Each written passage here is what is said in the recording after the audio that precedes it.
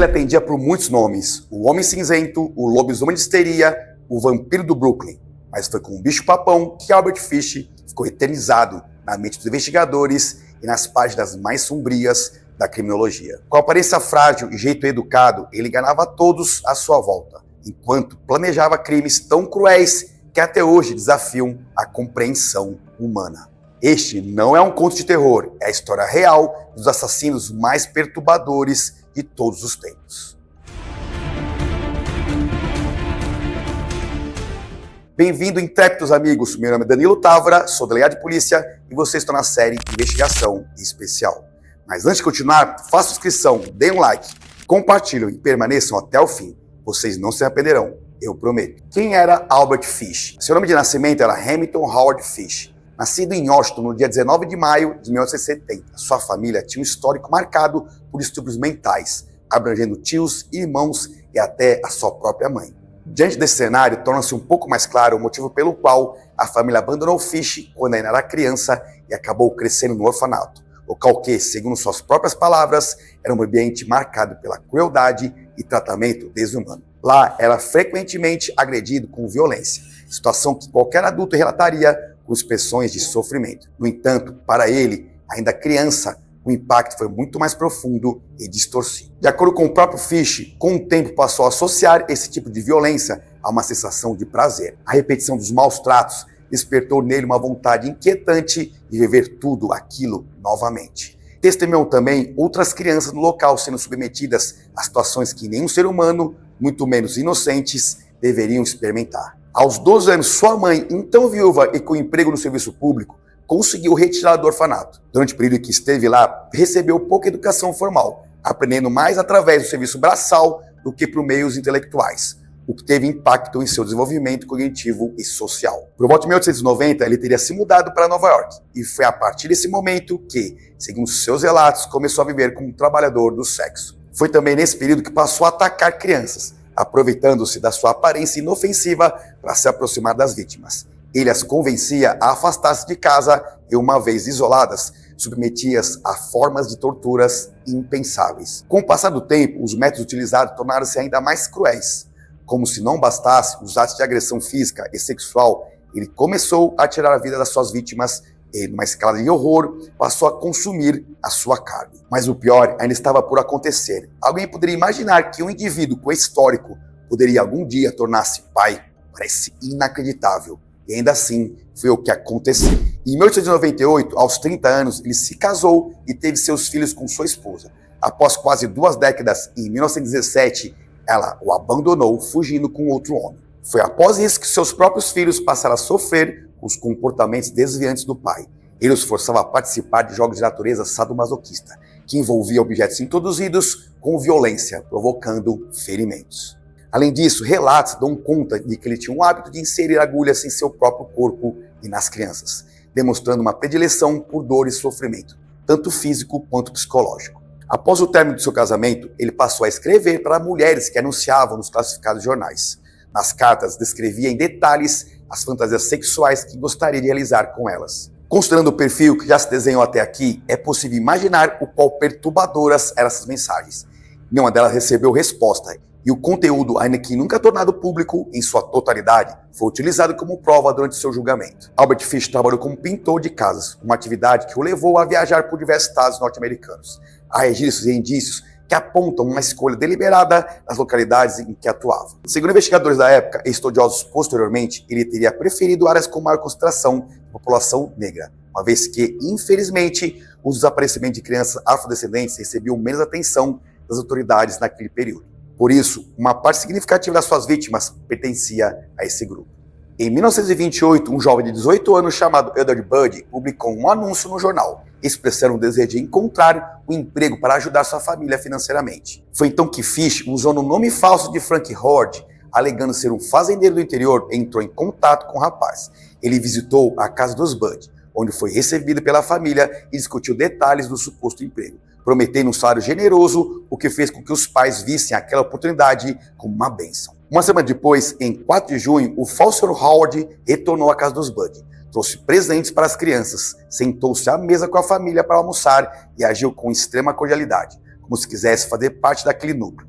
porém já tinha escolhido sua verdadeira vítima. Durante a visita, mencionou que iria a uma festa de aniversário na casa de sua irmã e disse que após isso encontraria um colega que trabalharia consigo. Então perguntou aos pais se podia levar a pequena Grace, a filha mais velha de apenas 10 anos, para acompanhá-lo ao evento. A família, enganada pelo jeito afável e a aparência de bom homem, arrumou a menina com a sua melhor roupa de domingo e entregou-a, sem saber, nas mãos de um verdadeiro predador que jamais a devolveria. Durante 6 anos, o desaparecimento de Grace permaneceu sem respostas, até que, em 11 de novembro de 1934, uma carta anônima chegou às mãos da família Budd. O conteúdo era simplesmente assustador. Detalhava com frieza e crueldade os horrores que haviam sido infligidos à sua filha. Segundo a carta, Grace foi levada para uma casa abandonada em uma cidade de Nova York, onde foi estrangulada, esquartejada e, num ato que ultrapassa qualquer limite de sanidade, parte do seu corpo foi consumida pelo assassino. Chegou a hora que eu mais gosto, sempre será a hora que eu mais gosto, como foi a prisão de Albert Fish. Albert Fish foi capturado graças à carta que ele próprio enviou à família Budd em 11 de novembro de 1934, 6 anos após o desaparecimento da pequena Grace Budd. Esta carta, escrita com detalhes sórdidos sobre o assassinato e canibalismo de Grace, continha uma informação vital: o envelope em que ela foi enviada. A polícia notou que o papel timbrado do envelope vinha com um emblema de uma associação de Nova York. Após investigar, descobriram que o envelope havia sido roubado por um antigo inquilino de um quarto numa pensão. O detetive William King, que já investigava o caso Budd há anos, rastreou o local e entrevistou a senhora da pensão. Quando o Albert Fish voltou para buscar sua correspondência, a polícia já o esperava, sendo preso em 3 de dezembro de 1934, na cidade de Nova York. Depois de ser preso, ele começou a relatar com um sorriso perturbador no rosto detalhes de outras centenas de crimes cometidos contra crianças. Falava sem remorso, como se revivesse cada momento com prazer doentio. As autoridades ficaram chocadas com a dimensão dos atos confessados, muitos dos quais jamais haviam sido relacionados a ele até aquele momento. E ao final do vídeo será lida a carta feita por Fish. Fique mais um pouco. Essa carta é algo nunca visto. No início do julgamento, realizado em 11 de março de 1935, o criminoso tentou argumentar insanidade mental na tentativa de escapar das consequências de seus atos. Alegou que ouvia vozes dentro da sua cabeça que lhe dizia para matar crianças. Se autoproclamava um estudioso de distúrbios mentais e utilizou isso para parte da sua defesa. Durante 10 dias, o júri ouviu relatos horríveis, laudos psiquiátricos e testemunhos impactantes. Mesmo diante de um diagnóstico de doença mental apresentado por vários especialistas, o júri decidiu que ele era consciente de seus atos e, portanto, responsável por eles. Foi declarado culpado e condenado à pena de morte. A execução de Albert Fish aconteceu no dia 16 de janeiro de 1936, aos 65 anos de idade, na penitenciária de Sing Sing. Há rumores sinistros de que ele teria descrito o momento da sua morte como a última grande emoção da sua vida, uma referência aos impulsos distorcidos que o acompanharam até o fim. Um amigo meu, antigo trabalhador braçal, partiu de Tacoma a bordo de um navio que rumava para a China. Era um tempo de fome. Dizia ele que, ao chegarem a Xangai, foi com 2 outros jovens à terra, beberam demais, e quando retornaram, o navio já tinha partido. Naquele lugar, os tempos eram duros. A fome era tanta que a carne humana tornara-se mercadoria. De 1 a 3 dólares a libra, e não havia distinção entre o que se consumia. Ele me contou. Qualquer um podia ir a uma casa, bater a porta e pedir um bife, um corte, um picadinho de uma menina ou de um rapaz. Traziam a parte que desejassem, cortada sob medida. A parte traseira, dizia ele, era a mais suave, a mais doce, vendida ao preço mais alto, como se fosse costela de vitela. Ele ficou lá tempo demais, e depois disso, nunca mais foi o mesmo. Disse-me, com um olhar distante, que havia adquirido o gosto pela carne humana. Depois de voltar para Nova York, eu levei 2 rapazes, um de 7 e outro de 11 anos, para minha casa. Lá, tirei-lhes as roupas e os mantive amarrados, escondidos num armário. Os dias passavam, e eu queimava os corpos com objetos a cada noite. Dizia a mim mesmo que era para deixar a carne mais tenra, mais saborosa. O primeiro foi o mais velho, tinha mais carne. Cada parte dele foi preparada com cuidado. Assado, grelhado, frito, cozido, tudo, exceto a cabeça, os ossos e as tripas. Depois, veio o menor. O destino foi igual. Ainda me lembro da casa em que eu morava naquela altura. Foi nessa época que meu desejo por mais aumentou. Foi quando liguei para a família Budd. Domingo, 3 de junho de 1928. Levei queijo e morangos. Sentei à mesa com eles. Gracie Budd sentou-se no meu colo. Naquele momento, eu já tinha decidido. Disse que havia uma festa infantil na casa de minha irmã e perguntei se Gracie poderia ir comigo. Os pais aceitaram sem hesitar, e eu a levei para a casa abandonada em Westchester. Quando chegamos, menti. Mandei-a esperar no jardim enquanto subia as escadas. Lá em cima, tirei minhas roupas. Sabia que se não o fizesse, o sangue ficaria em mim. Chamei-a pela janela. Ela entrou no quarto. Quando me viu, despiu-se o sorriso do rosto e correu. Eu a segui. Ela gritava. Dizia que contaria tudo à mãe. Eu a agarrei. O resto tu já sabes.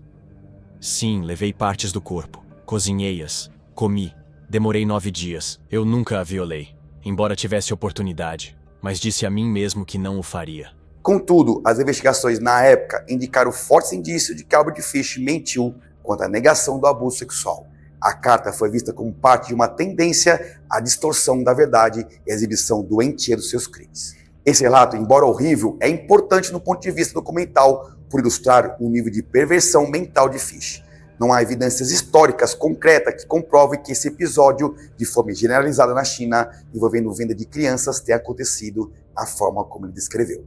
É amplamente considerado uma fabulação delirante para justificar seus próprios impulsos canibais. Albert Fish também afirmou ter abusado de mais de 100 crianças, embora o número exato de suas vítimas permanece desconhecido. Chega ao fim mais um episódio da série Investigação Especial. Espero que tenham gostado. Não esqueça de fazer sua inscrição, dar o like e compartilhar. E também comenta. Grande abraço, até a próxima e permaneçam com Deus.